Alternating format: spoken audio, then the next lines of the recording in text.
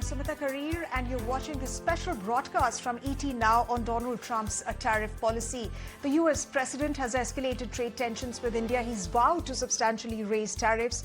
In fact, in a fiery Truth Social post, Trump accused India of profiting off Russian oil while ignoring the Ukraine war toll. Remember, this is coming in days after he slapped a 25% tariff penalty, citing India's high duties and Russian deals. Let's listen into what Donald Trump had to say on sanctions against Russia. Well, there'll be sanctions, but they seem to be pretty good at avoiding sanctions. You know, they're wily characters, and they're pretty good at avoiding sanctions. So we'll see what happens. But Steve is focused right now on the border in terms of, we're talking about with Gaza, getting people fed. And he may be going, I think next week, Wednesday or Thursday, may be going to Russia. They would like to see him. They've asked that he meet, so we'll see what happens. Well, that's Donald Trump speaking about India's energy trade with Russia. But after maintaining a strategic silence, India has now hit back at criticism from the United States and European Union over Russian oil imports. In fact, India has called out criticism from the United States and EU as unjustified and unreasonable. This was shared in a strongly worded statement last night by the Ministry of External Affairs, which claimed that India turned to Russian crude only after traditional suppliers were redirected to Europe, and that's a move that the US initially encouraged. In fact, this statement, if you see the fine print of the statement, it essentially points in specific terms to the West's hypocrisy over trade with Russia. The MEA stated that Western nations themselves continue deep trade with Russia, from LNG to uranium, and of course that makes the criticism hypocritical. But now that even as India is holding its ground, what's going to be the reaction from the United States as far as these recent statements by India are concerned? To discuss that and more, I'm now joined by Veena Sekhri, Indian former High Commissioner to Bangladesh. Thank you very much, ma'am, for joining us here on ET Now. In fact, I'm given to understand, ladies and gentlemen, that Meera Shankar, former Indian ambassador to US and Germany, is also joining us. Let me take the first question from you, Ms. Sekhri. Your first thoughts on India's response to the United States and EU's criticism last night. Was it imperative at this point for India to respond, given the volley of attacks by the United States on India's energy trade with Russia? Well, I think India's response has been very calm, collected and cautious.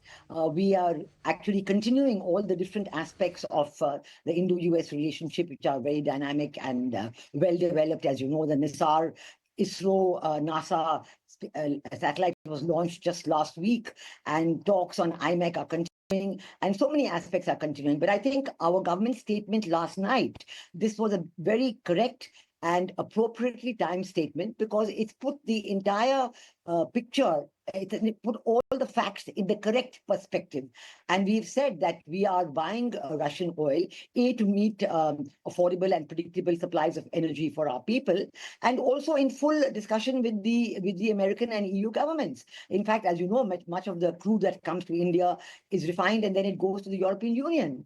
And the other part, the second point, the most important point that our statement has made is that we know that USA has an equally dynamic trade, ongoing trade with Russia. I think somebody was telling me $1 billion in the last 8 to 10 months, you know, whether it's uranium or palladium or titanium or fertilizers. Many products are being imported by the USA from Russia. Similarly, the EU and Russia, they have a very dynamic trade relationship. A lot of Russian crude gets refined and goes from India, but they have a direct trade with Russia. So all these factors concerned, I think we're in the proper perspective. And I think that, I hope that, you know, things will go back to normal, and this question of penalties is not there as it is on the 25% tariffs. We are going to continue with the negotiations. Later in August, the team is coming. So I hope that it will all tide over and good explanations will be accepted and carried out. Well, we do hope, ma'am, given the fact that India-US ties have remained resilient, has been cooperation in defense technology, clean energy partnerships have been key to this, strong partnership that India and the United States have enjoyed. Ms. Shankar, let me come to you, and thank you for patiently waiting. Has the recent invective by Donald Trump brought about an inflection point for India and US ties? And what's Donald Trump's strategy on India with respect to his second administration? Look, I think Donald Trump's strategy towards India is part of his overall strategy to, as he says, make America great again. Now, the economic policies he's choosing for that may not make America great again. In fact, the American economy is somewhat shaky, but all his trading partners have faced the brunt of Trump's new trade policies, which he's putting into place in his second administration. In the first administration, it was targeted mainly at China. But now you're seeing across the world that Trump is putting tariffs and targeting even his closest allies in asymmetric trade deals. For India, I think our relationship with the US is important, but it's also important for us to ensure that in seeking to continue talks with the US, we hold on to our red lines, particularly in areas such as agriculture. Now, if you see the US trade deals with Japan or with Europe, they have not been based on either Europe or Japan opening up their agriculture across the board to the US. So India too should ensure that, there are items that we can buy from the US, but we can't open up agriculture across the board because our farmers are really subsistence farmers with farms of less than 2 acres, actually, most of them. So they survive on this, and it's almost 50% of our population. So it would be difficult for any government to do something which makes these people vulnerable and could lead to significant turmoil within India. Having said that, as I said, both countries are continuing discussions, and India's approach should be one which is neither aggressive nor obsequious. I think that is important. We need to keep our interests in mind. At the same time, we should be pragmatic and continue discussions to see if something is possible. The other area, which is a relative sticking point, flows from President Trump's change of policy with regard to Ukraine and Russia, because when he came in, he wanted a trade deal. He wanted a peace deal, with Russia and Ukraine, and said he would get a ceasefire in 24 hours. That has not been the case.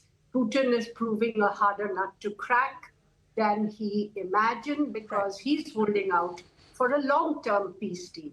So Trump's frustrations are now being felt through his threat of secondary sanctions on countries like India and China, which buy oil from Russia. But as Veena said, Europe itself has more trade with Russia last year in 24 than India had. It's over $65 billion, near $67 billion, and also has services trade. Your US is importing strategic minerals from Russia, including uranium, palladium, titanium, for their nuclear program, for defense, for EVs. They're importing fertilizers. So it's not as though there's been a complete cutoff. So suddenly, if you have a change of policy, you can't expect other countries to jump or start criticizing them because of it. I think one thing is very important. During the Cold War, the US had if you are not with us, you are against us policy. In recent years, they have broadened their ability to deal with ambiguity, recognizing that most countries cannot make these kind of totally, black and white choices because they need to deal with a range of countries for development, for imports, for exports, etc., for technology. And India is one of those. So if the US actually goes back to this, black and white world of if you are not with us, you are against us, then I think it can put pressure on the relationship, which I hope it won't. And I do hope that both countries will be able to find reasonable ways of handling their differences, which respect the interests of both sides. It can't be totally asymmetric. Absolutely. Absolutely. Absolutely. Very well put, ma'am. And this is something that Russia also reiterated last night when a statement from the MFA of Russia stated that unilateral trading system cannot work. This is something that China has also reiterated over a very long period of time. And of course, allies now are also standing up against Donald Trump's strong arm tactics. But Ms. Sekhri, let me come to you. Ms. Shankar was speaking about perhaps an interim arrangement that could be arrived at, some sort of an understanding which could be arrived at between the United States and India, given the fact that we have a long history so far as our ties are concerned. So what sort of concessions do you think both the sides will come to, given that Indian side is not going to be open about negotiating on the agri sector? It has continued to protect the agri sector in its previous deals as well. So what sort of concessions, what sort of an understanding, in your opinion, would come about when a final arrangement is made between the United States and India? Well, it's difficult to predict at this moment, but the talks have been continuing for a long time. A new round has been scheduled for the third week of August. So I think that at one level, it is true that very often each side is just reiterating their points again and again and again. So it's not led to anything new coming out. But I think that both sides have to recognize the need to have an agreement. Now, let's look at the implication of this 25% tariffs that Trump has put on Indian exports to the US. Now, I think that if you look at it, it's not just an Indian phenomenon. He's put these tariffs on countries across the world, many of his own allies, including countries like the European Union, the UK, Japan, South Korea. Everybody is facing the tariffs. But many of these countries have, accommodated, and you've got some agreements which propose $1 trillion of investment into the USA and aspects like that, which I think both sides realize are unreasonable and unrealizable. But for the sake of concluding an agreement, you go into that. I think on issues like agriculture, India's hands are certainly tied.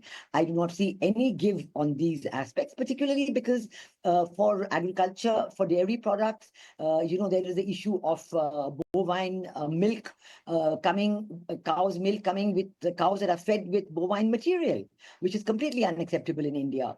On agriculture, you have, genetically modified seeds and genetically modified products and fruits and vegetables coming in, which again is a great point of resistance in India. And we know that it is a great point of debate in India, the GMO products.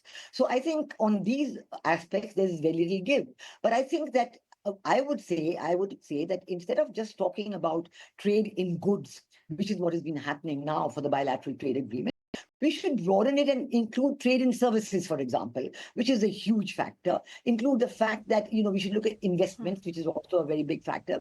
We should look at the fact that how many Indian students go to America, study, contribute to the American economy. And not only that, they contribute to the prosperity of the colleges they're studying at. When you're a large percentage of the students, it creates jobs, it contributes to the college's economic survival and well-being. There's a lot of aspects. So I think this broader picture comes on showing the strength of the interaction between India and America. That is basically a very strong people-to-people interaction that is very dynamic on both sides and very much wished for on both sides.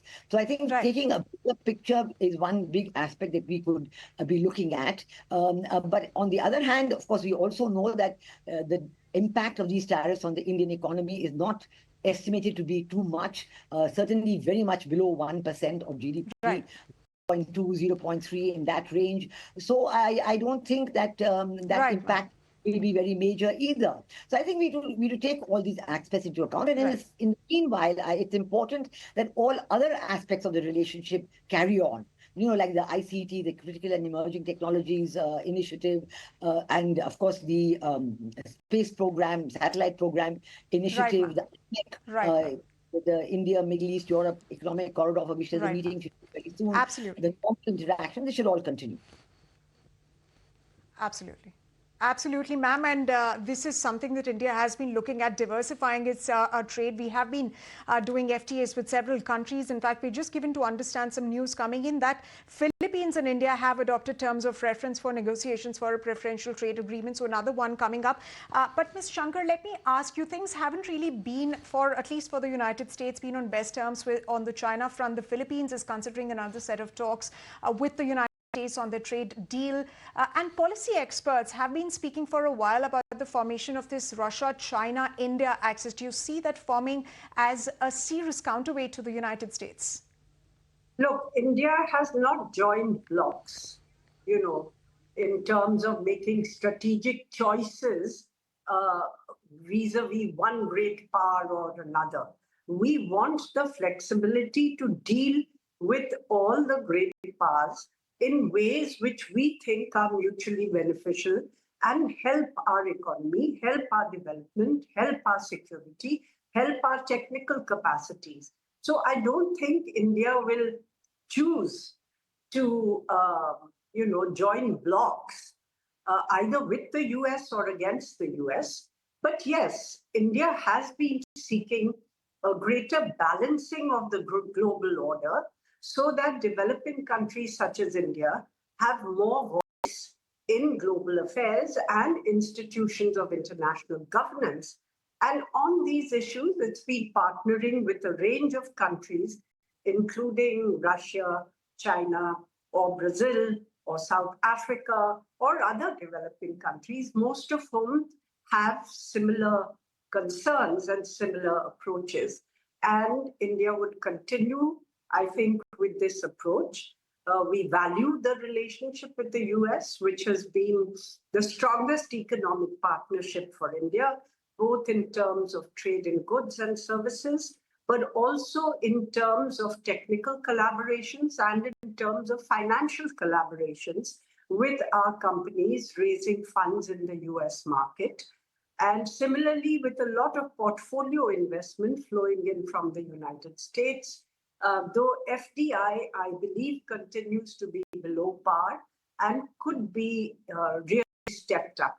Now, there are areas with considerable potential for both sides to concentrate on, areas where India would be happy to trade with the US, like high tech, like defense, like energy purchases, like aeronautics. There's a whole range of areas where there is scope to increase trade between India and the United States. And my recommendation would really be that we should focus on those areas and set aside the points of difference, which are red lines for either side, so that it's possible to have some kind of a temporary trade deal. I think part of the problem was that we began with this great ambition that we are going to do a big comprehensive trade deal with the US. I think that, given the Trump administration's desire for completely asymmetric, advantage, I think may be difficult. But certainly, mini trade deals, as most countries have done. None of the other countries have done any comprehensive deal. Like Japan has agreed to buy more rice from the US and to open up rice to exports. It's not opened up the rest of its market, agri market. It does import rice in any case. Europe has not agreed to modify its policy on genetically modified organisms and agricultural products. So many countries have just hung in to their positions, but at the same time shown some flexibility. And they're buying other goods from the US where they feel that there is a possibility. And I would say that the US, if it doesn't take this kind of approach on ideological grounds, as I said, if you're not with us, you're against us, which doesn't really lead anywhere, then I think it should be possible to reach something. Absolutely, ma'am. Absolutely, ma'am.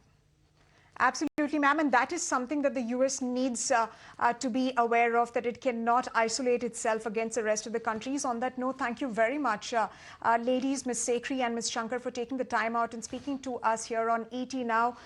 Ladies and gentlemen, well, India has called out United States' doublespeak on trading with Russia, but what's going to be Donald Trump's response?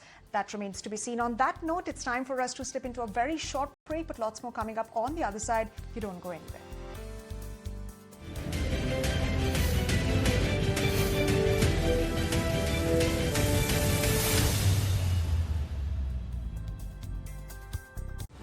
In association